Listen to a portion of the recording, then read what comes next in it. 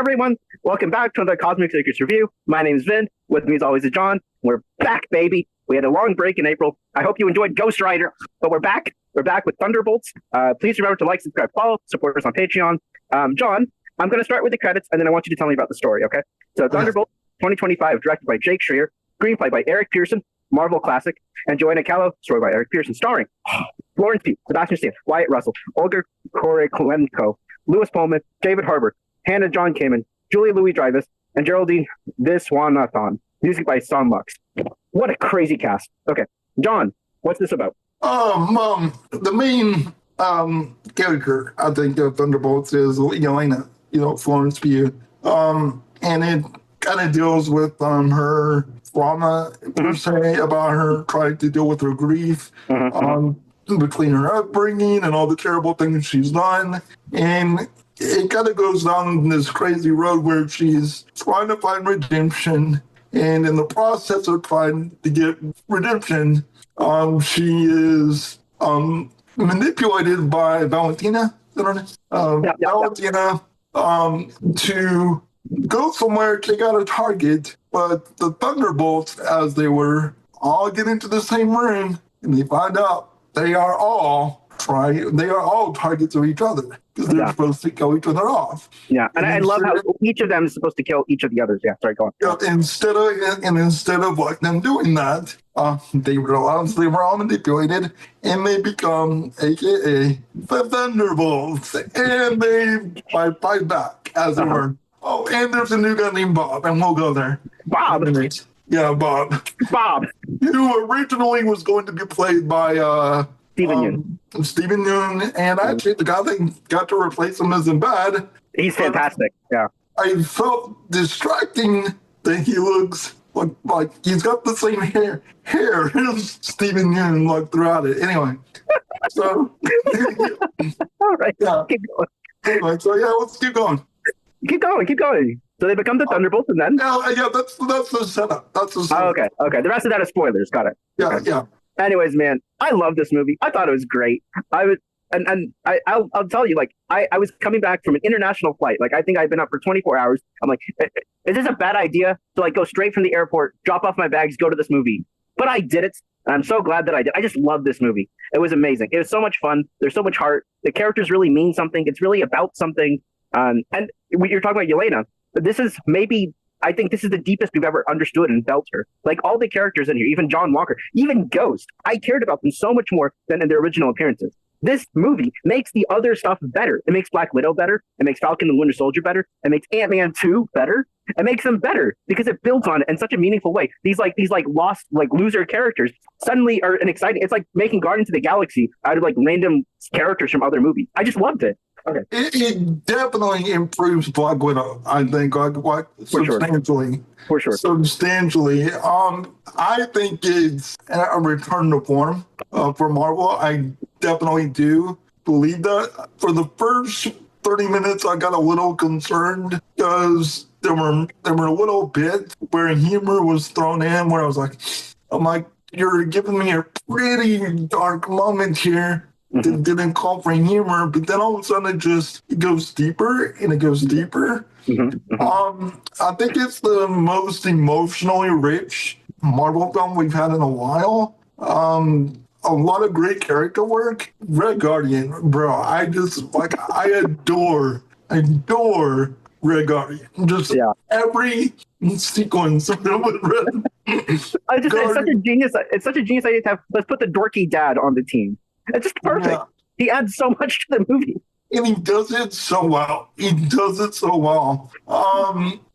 a little bit of Inception inspired moments. We'll go into that in a little bit, but I wasn't expecting that because it plays with psychological elements, with trauma and grief and how you fight your own demons and stuff like that. And I was surprised. I was already expecting a pretty good film from the trailers. I thought it was going to be more of an action movie more than. Me too. I did not expect the therapy stuff at all. Yeah, but there's some very strong discussions about mental health and depression, and I loved it. I think it's the best one we've had in a while. And Definitely. I mean, Guardians 3 is obviously, that's an exception. If you take out Guardians 3, I think this is the best Marvel movie since COVID. Maybe the best Marvel. I didn't like Guardians 3. I'm the only one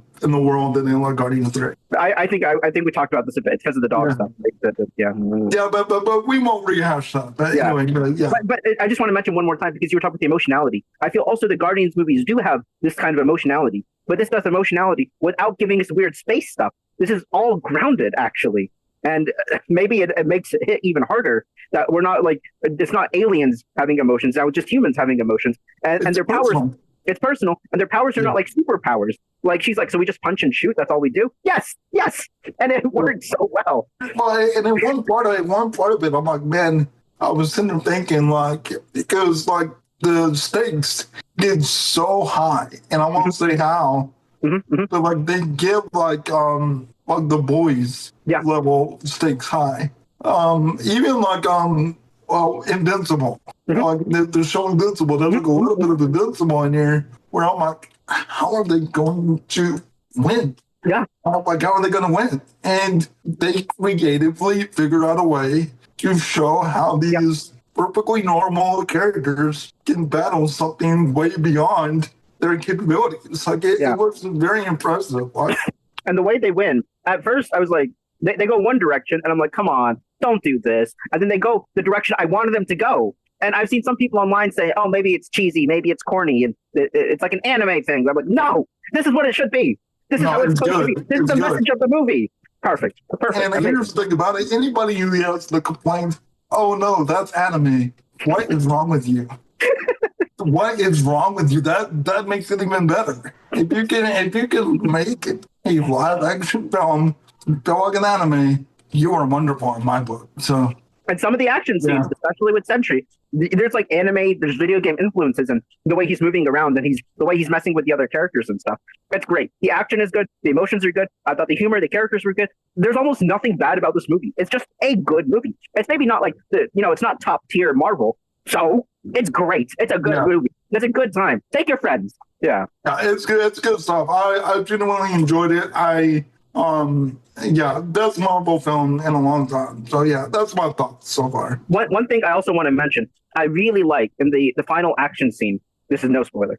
They actually are saving humans. There's humans in the city. The humans are in danger, and the heroes are saving the humans. And it's like, you go back to Christopher Reeve. This is what their superhero movies are supposed to be about. And sometimes they just forget it. And then you get Sam Wilson versus a Red Hulk in the middle of nowhere. Who cares? He's supposed to be saving the people. Go save people. You know what I mean? There's a little girl, something's about to fall on her. Save her. Done. Hero. Exactly. Kind of that's one of my favorite things about the old Spider-Man movies. It would bring in just bystanders. I love it in Spider-Man 2, when they fight back with them. It is one of my favorite details that I just enjoy. I just want to add, even in Homecoming, when Tom Holland Spider-Man just going around the city helping all the little people, on his errands, he's helping the old lady with the directions and stuff. Yeah, I just love that. Interact with the humans. Be a good guy. Be a hero. Yeah. Have you heard of Patrick H. Wilmots? Have you heard of that video? Yeah, of course. Which one? He's got a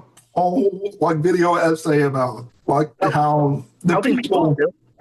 Yeah, how superhero films forgot the people. Oh, I don't know if I've seen this one. Okay. Yeah, how the people need to be a part of the films. Okay, I'll look that up. Yeah. That to me is just one of the greatest things that Marvel has neglected for a while. Because they make it, when everybody's a superhero in their story, then it becomes not relatable.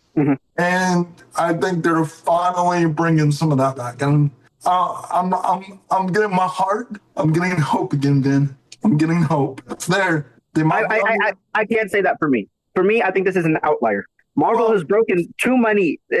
I think this is an outlier. Marvel did it. Great job. We'll see how Fantastic Four is. That's where I am. And I am still nervous about Doomsday. From what I understand, this is the first movie that was made not under the Bob Chapek regime. Yeah, and this is the first movie post-strike also. Yeah. So because Brave New World was 50-50 on the strike. Yeah, so this is a good sign that this is a film that is completely Feige again. Like, it is a complete Feige control film. You know what this sounds like, John? What? It sounds like the transition from Phase 2 to Phase 3. In Phase 2, it was Feige versus Perlmutter. Got rid of him. Phase 3 rocked. Is this what you're saying? Are we back in the new Phase 3? Is that what Phase 6 is going to be? I don't know. But this is a good little signal that it might be. I got hope. I just got hope. That's all. And also, speaking of old school Marvel, the post-credit scene, without spoilers, the post-credit scene of this, it's perfect. You know, it's exactly what you want it to be. It felt like an old Marvel film. It felt like an old Marvel film. Very simple, connects everything, and it's like, yes, that's what it needs to be. Finally. Yeah. And it's the way it's set up to, it's so simple. You can tell they shot it in probably like 3 days, like just a few weeks ago. You can tell it's like so simple, but it gets you excited. Is there anything you didn't like about this movie? Do you have any negative? Just like like I said, there's small bits of humor that I felt like they were a little out of place. Like that's just my only biggest nitpick with Marvel, and so I'll throw in like little comedic bits that just kind of take me out of the drama sometimes. Mm-hmm. For example, the and this is not a major spoiler, but like the opening of this movie puts Yelena in a very dark place, and I was in that zone. And then it cuts to her being in a laboratory, and then she starts making slapstick dialogue, and I was like, bro, I don't need that. I don't need that. I don't. Keep me in. Like, I'm there with you, Marvel. Keep me in that mode. I'm okay for being in that mode. For the whole movie, did you feel that kind of whiplash, or did you feel that it settled into something comfortable? It started settling into it, I think, in the third act. Like, it was like the third act where it felt the most consistent. But the first few acts, I would go back and forth. I think I felt what you're describing a little, but for the most part, I was okay. I do think some parts were a little bit clumsy, but it was fine. I don't think it was ever a huge problem for me. It's not as jarring as, say, like no, like Ragnarok and You didn't like Ragnarok? No, I didn't say I didn't like Ragnarok. I think there's some jarring moments where something very dark would happen, and all of a sudden it would give you like a quake for no reason, and like the whole planet of Thor's home explodes, and then a character just on the side just makes a goofball joke, and you're like, bro, come on, that's not what the moment needed right there. Okay, I see. You know what I'm saying? Like it's a little better in this film. Like, it's not as intense. Like, like I said, the writing is more consistent. It's just like when you get me in that mode, when you have me in that dark mindset of Yelena, all of a sudden for her to make like a joke and stuff, I'm like, I don't need that. I know it's a Marvel film, but I didn't need it at that moment. I get what you're saying. That's what we got Red Guardian for. Give Red Guardian's the humor. Like, give it to him. We don't need it from you don't need it from Yelena. Hello, everyone. We have a little oopsie. While we were recording, Ghost attacked, and she disturbed our recording. So we're going to. We had a great conversation. Unfortunately, you'll never hear it. So we're going to try to recover some of the points from the end of our discussion. There's 25 minutes of conversation that have just gone into the ether, thanks to a mysterious force of nature. But here we are again. Then, just so we get paid overtime, right? We get paid per minute, right? I'm still waiting for my choreography and merriment. Okay, still waiting for that. Okay, so I want to recap my positives. I thought the movie was very fun. It had deep emotions. It characterized a lot of the characters. It treated them better than the originals did. Like, John Walker is better than he was before. Ghost is better than she was before. Yelena, this is the best she's ever been. It just everybody. It takes all these like lower tier characters that we never cared about before, and suddenly it puts them together in an interesting way and develops them, and it makes us care about these characters. And I think that was great. I think I've cared about them before. I think my thing is that like it builds upon it naturally and organically, and it makes good use of Florence Pugh, because Florence Pugh is a terrific actress, and the sequel is so heavily rooted in so much thematically deep conversation that it gives her a lot to do. It gives Florence Pugh so much to do in this.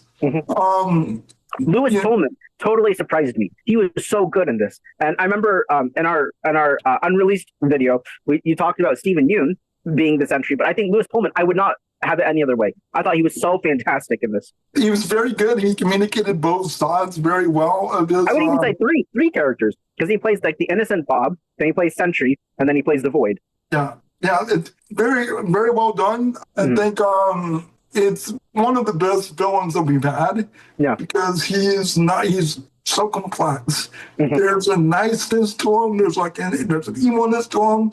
You're rooting for him, but you're also rooting against him. There's a lot going on there. It's a little bit like if you think of like Banner and the Hulk, but I think this is just so much more interesting. And the way it's like rooted in depression and trauma and his own feelings of insecurity and things like that. Wow, I just loved it. I just love this movie. And we also talked about the score a little bit. I think I told you that the score was very well done. Song Luck from Everything Everywhere All at Once. Yeah, beautiful score for it actually gives like them their own sound, which is not something that I think I see very much lately from Marvel. Everything feels like a placeholder score. Compared to you know what I mean by that? Yeah, absolutely. Some are better than others, but yeah, for sure. So like placeholder scores are like temps music, right? That studios put in there to like make you feel a certain way. And it sometimes feels like Marvel lately has just been using placeholder anthems instead of actual iconography anthems. Okay. And this feels different, and I like that. Remember, there's the scene with Bucky, because we talked a little bit about Bucky's arc, and when he's on the Mad Max road, and they brought back like the classic Winter Soldier from like 2014. Yeah, and he has like his sunglasses, and he like smashes his arm into the ground, and like he tosses. We covered that in spoilers, though. Is it a spoiler? I think they released the scene online. I don't think they did entirely. There's a few surprises in there. Spoiler alert: the Winter Soldier acts like the Winter Soldier. Yeah. Well, what I mean is, we talked about how that scene ended. There's a part in that sequence that ends actually really funny. It ends in a really funny way. What did you think about Bucky and his congressman arc?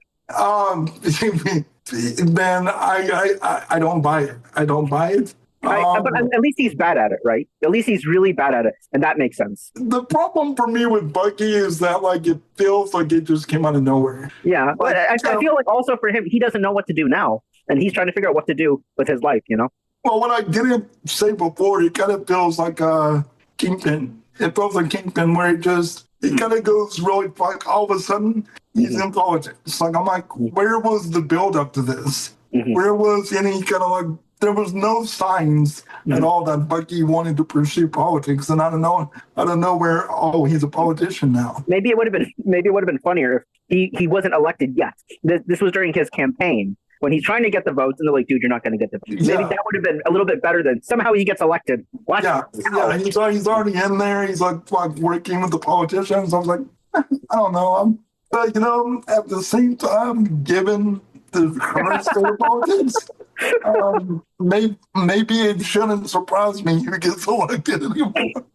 So, anyway, I feel like maybe they're making some commentary about the U.S. system and people elected. My only complaint with the film, if I had any complaints, it's like I said, the Bucky politician thing that was a little but for me, Yelena, I told you before. The Marvel element at the beginning, it starts with the logo and it starts getting darker and darker and darker. Which, I'm sorry that's a spoiler, but they kind of play with the logo at the beginning of the film in a different way, and it kind of sets the tone.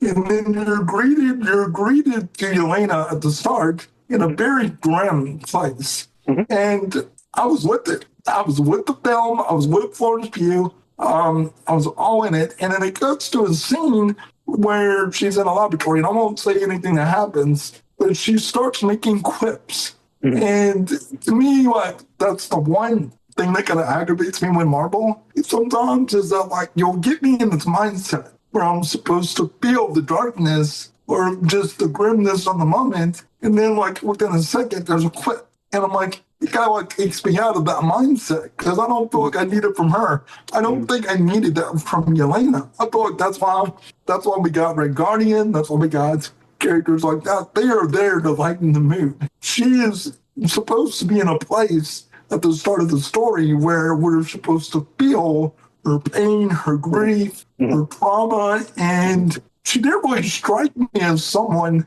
who felt very quippy at that time.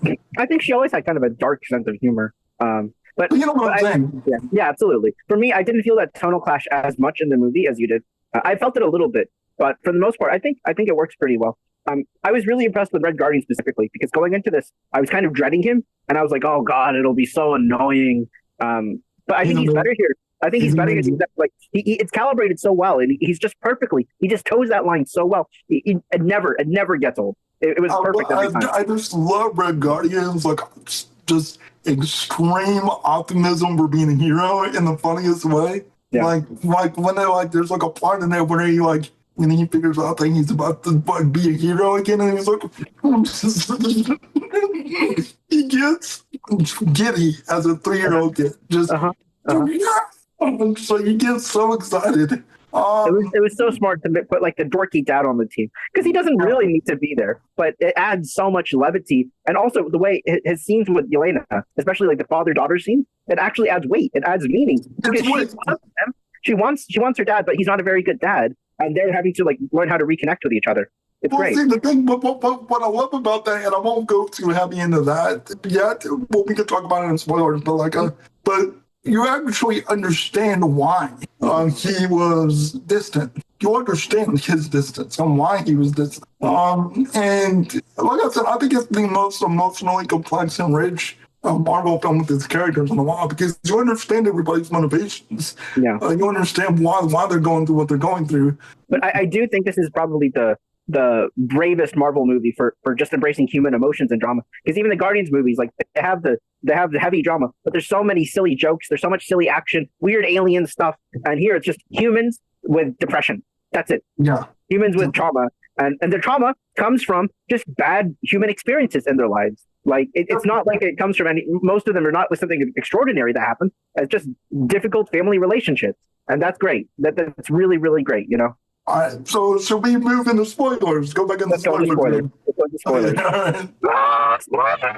So I will start with because I didn't touch on it last time, but I'm gonna see if there's thing now that we're redoing this. We're touching on things we forgot. So the part where Red Guardian says to his daughter, he says I wasn't there because I didn't think you wanted me to be there. Yeah. I felt that. I got that because he doesn't feel like he's enough for her. That's kind of relatable. How about family dynamics, even with the mom? And I'm like, do you want me there? Because sometimes they do want you there, but they don't know how to say it. They don't know how to say it. It's very clear, and it's very clear. Yelena wanted her father, but she didn't know how to say it. Yeah. And it's kind of a really beautiful moment in the film. Yeah. Between a very goofy character and, Florence Pugh, who can make anything dramatic, right? Yeah. And going above that, I think it's one of the best finales that we've had for Marvel ever. Definitely. The ending is so strong in this movie, and Marvel always struggles with their endings, right? Yeah. It almost feels like Inception. When they're battling his mind and she's seeing herself passed out drunk, and then she fights herself, and then she sees him in the mirror, and then all of a sudden he's fighting himself and turning black. I was like, I also love. I mean, we're in spoilers now. But I also love that he's dressed in the clothes of a kid. And if you look on the social media, there's a young actor cast as young Bob wearing the exact same clothes. So there's a kid wearing the clothes, and then you see Bob as an adult wearing the same clothes. Yeah, as his child version. Yeah. So I love all these little touches. This is a fully thought out movie from beginning to end with a clear message, clear point of view, and they know what they're doing. It's not the usual, we'll fix it in post. We'll figure it out when we get there. They actually knew what they were doing with this, and they actually had something to say they did it, Yeah, and and that one part where he's punching himself over and over and over and punching himself, and he's turning black and getting darker and darker as he's hitting himself. And then she comes up behind him and just holds him. It was Again, good. I felt Yeah. it. I was like, this is Marvel. This is Marvel. Like because I almost thought, well, first I almost thought the Void, the things he was saying should have been darker and meaner, but that's fine. And then the way the solution is just, you are not alone. Like, I will hug you, we will all hug you, we're all here for you together. Yeah, You're not alone. Yeah, that's beautiful. It was Yeah. sweet, sentimental. Yeah. I was like, okay, I guess I want to try not to cry now. Yeah. Marvel film. I saw some other critics and reviewers. Some that were like, oh, it feels like anime, like the power of friendship or something. But like, yes, that's the point. That's what makes I it mentioned special. this before Yeah. in our previous recording, but I don't understand how, for the life of me, Vin, I don't understand how anybody could criticize a movie for it looking like anime. I can't understand why. Why is that your critique? Why? Like, Especially a superhero movie. Like when the action scenes, they were like the Sentry fight scenes were like a video game or like an anime. Good stuff. That's the good stuff. one of the best films, like one of the best action films ever made, is The Fifth Element, and that entire film feels like an anime. The entire film. Stop being mad at movies because they feel like an anime. That's not a critique. I'm sorry, that's not. I will get out of my chair and fight somebody. It is not. It is not a valid. Not valid. Not valid criticism. Sorry. Yeah. I think for spoilers, my number one note is just Sentry was so awesome. Sentry was so great in this movie, and Louis Pullman and his three roles as Bob, the innocent Bob, the Sentry, and the Void, amazing. I just love this movie, and there's so much that's not spoiled in the trailers that's actually in the movie. What did you think about the new Avengers stuff at the end and the post-credit scene? It's funny. It's really funny. I think it is again appropriate timing quips. Appropriate timing quips. The sequence wasn't dark. It wasn't overly dramatic. It was a perfect timing quip where it shows like the new Avengers and Bob will return. Like funnier, one of the funnier finales. I'll be interested to see what Sam Wilson does when he recruits his version of Avengers and how that kind of balances out. So I really like in the post-credit scene how it sets up the next year because it connects to Fantastic Four and it also connects to Doomsday. And I also love, it feels like an old school Marvel teaser, right? And I love how they have the really crappy Avengers logos, the new Avengers with a Z. And I can't wait to see in Doomsday how they're like the crappy budget Avengers, the B Avengers. I can't wait to see that in Doomsday. And when the other heroes are like, "What the hell are you?" And they're like, "We're the Avengers," and nobody takes them seriously. So I think that'll be so funny. I think it will be great. I remember you having complaints about Valentina. I thought Val was kind of 2D. I thought they didn't really give us enough to like really understand or care about her. There's the one flashback, but that's it. And then I thought she's kind of a cartoon villain. She's kind of silly and goofy. It feels like she's a little bit of a TV character, kind of like from Veep or Seinfeld or something, instead of matching kind of the seriousness of the rest of the movie sometimes. Like for her, it felt like I just didn't feel the weight from her that I felt from the other characters, I think. And I can see that criticism. I think I told you, I think I don't know if it mattered to the overall story. But I do think it seems weird that she got off like very easy at the end of it there. Like I feel like she would still probably be impeached regardless of her being like, and now the new Avengers. I felt like that was a little bit of a strange Well, John, let me tell you, impeachments don't always go the way you think they're gonna go. Oh God! Well, there's another parallel to current politics. That's another parallel. But like, Curry has a way of like finding the trauma whenever he touches their like hands or something. That sequence with her dad being shot, I think did give her a little bit of like teeth to her like role, just a little bit. Yeah. Because like it communicates to the audience where her and why she is the way she is. Why she doesn't believe in the good or the bad, but like where was that country that she was at? Malaysia? Is that no, I'm talking about whenever her dad shot. Oh, I have no idea. I don't know. It was her dad sounded like either German or like foreign or something. Yeah, it's a different language for sure. And I was kind of confused. I was like, because Valentina seems very American. Like, very American, so I was a little confused by that. But Yeah, it would have been great if we could get a little bit more. What is her story? How did she get here? yeah. But other than that, man, yeah, I think it's one of the best Marvel films that we've had in a while. I think It's the best. It's besides Guardians. I think it's the best since COVID. Yeah. One of the big problems that Marvel's had in the recent stuff, especially with the Marvels, and for example, is how much homework do you need before watching a Marvel thing? For example, it's gotten really, really messy. So I wanted to ask you, John, what do you think someone needs to watch before Thunderbolts? So my takeaway was Black Widow and Falcon and the Winter Soldier.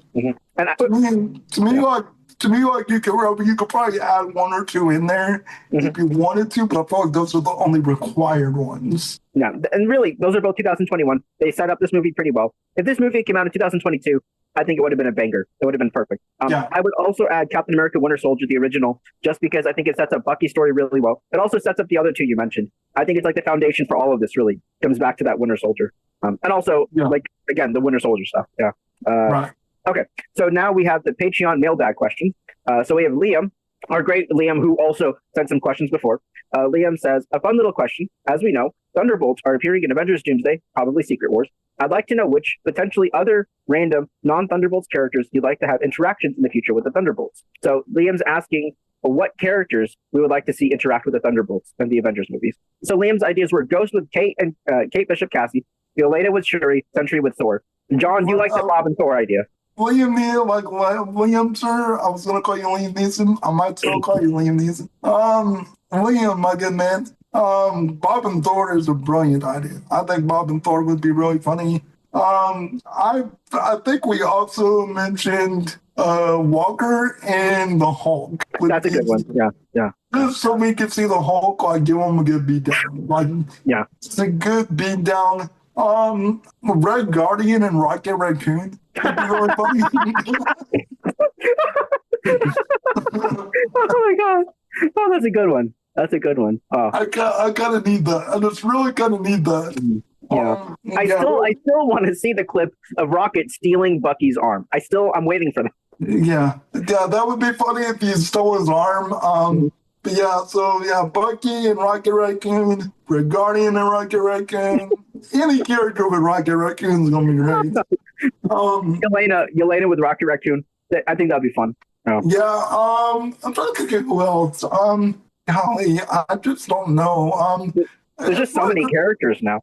As far as like Kate Bishop, I don't have like a lot of investment with her. I love the actress. Of course, yeah. I love her. I love the actress, but there's not enough there for me right now to feel a whole lot. And I feel like she's more being geared for young Avengers than she really is anything. Yeah, I think that's a shame because Yelena and Kate were so good together, but now Yelena's going off with the new Avengers, and Kate's going off with the Champions Young Avengers, and I think separating those two is a little bit sad. So I don't know. Is there anybody else you can think of? No, I think we have a pretty good list. The next question is from Pierre, who also writes at the direct. Pierre says, did you feel like Taskmaster's role was a tad perfunctory in the grand scheme of the narrative and theme, especially as it relates to Yelena, who only has 2 lines of dialogue in reaction to her death? Feels like a missed opportunity, especially when it was her sister who saved Antonia, and now that she's dead, it's one less impact that Natasha left behind. So basically he's saying, like, was Taskmaster wasted in the MCU? Like, the whole MCU, did they do Taskmaster kind of justice, or was it a missed opportunity? I think that it's a complete waste of a character. I think it is I think Feige even knows that it was a waste of a character, and I kind of wonder if that was a Bob Chapek problem. And because it felt like Kevin Feige assassinating the character. I just felt like it was just like, because it was done so unceremoniously. It was just like, bye, get rid of it. So fast too, so fast. Right. Like you can almost blink and you miss the character there. Yeah, like dying with the way it's done. Yeah. So yeah, I think it's a complete waste. I think Feige knows it was a complete waste, and I think that, and I know that there's a lot of people that blame the gender thing on it. I don't think that's the problem. Yeah. I know a lot of fans were upset about Taskmaster already from Black Widow, And now they're just even more upset that they just died like this. But I don't know. I was never that invested in the MCU version of this character. I think it's just the execution. You know, like you have to think about it. You know, I know people get so bent out of shape over gender bending, race bending, whatever. Once upon a time, there was a Black Johnny Storm, and the whole world went crazy over it. I forgot about that. It was like 11 years ago. And then the movie came out, and the Black Johnny Storm was the least of the movie's problem. Yeah. The movie had problems, but it wasn't because of Michael B. Jordan, one of the best actors to work today. Yeah. I would say Michael B. Jordan is possibly the only thing that works in that movie. So I haven't seen it. I still haven't seen it. Yeah, well, you're not missing much. But once upon a time, that was the controversy, and it's not about who's in it; it's about the execution. So. Yeah, for sure. Yeah. And I feel like, I feel almost a little bit relieved because there's just so many characters in the MCU now. There's just too much to keep track of. So it feels a little bit nice to just get rid of some of them and kind of reduce the count because the roster is just so big. It's getting a little bit ridiculous. Like, I love She-Hulk. Where did she go? You know, there's so many characters that have been introduced and just disappeared. So it's nice to just prune the bushes a little. Or Ironheart. What's going on with Ironheart? June 24th, 2025. Next month. June 24th, 2025. Ironheart is coming to Disney Plus. We'll see. All right. Anything else, John? Are we good to go? I think we're good to roll. All right. Well, thank you, everyone, for watching. Apologies again about our reshoot problem.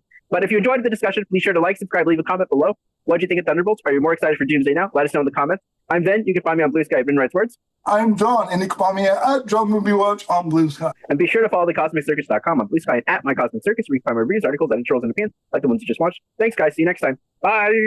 Bye. And special thanks to our Patreon supporters. If you'd like to see even more videos and extended content, please subscribe at the link in the description. Thank you.